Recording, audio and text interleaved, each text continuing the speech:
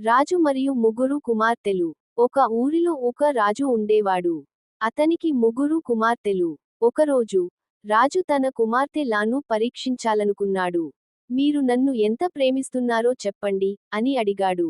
పెద్ద కుమార్తె చెప్పింది, నాన్నా, నేను నిన్ను బంగారం లాగా ప్రేమిస్తున్నాను. బంగారం ఎంత విలువైనదో నువ్వు కూడా అంతే. రెండో కుమార్తె అంది, నేను నిన్ను పూల పరిమళం లాగా ప్రేమిస్తున్నాను. నీ మంచితనం ఎప్పటికీ మిగిలిపోవాలి.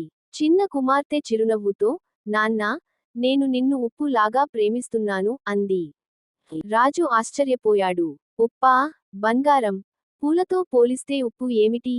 అని కోపంతో ఆమెను రాజ్యం నుంచి పంపించాడు. కొన్ని సంవత్సరాలు గడిచాయి. రాజు వృద్ధుడయ్యాడు. ఒకరోజు భోజనం తింటూ, రుచి లేకుండా ఉంది అని చెప్పాడు. అప్పుడు వంటకారి, ఈరోజు మీ భోజనంలో ఉప్పు వేయలేదు మహారాజా అని చెప్పాడు.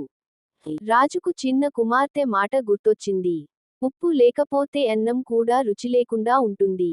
నిజమైన ప్రేమ కూడా అలా, బయటకు కనిపించకపోయినా, ఎంతో విలువైనది అని అర్థమైంది. అతను వెంటనే తన కుమార్తెను వెతికి, క్షమించు, నీ ప్రేమ నిజమైనది అని అంగీకరించాడు.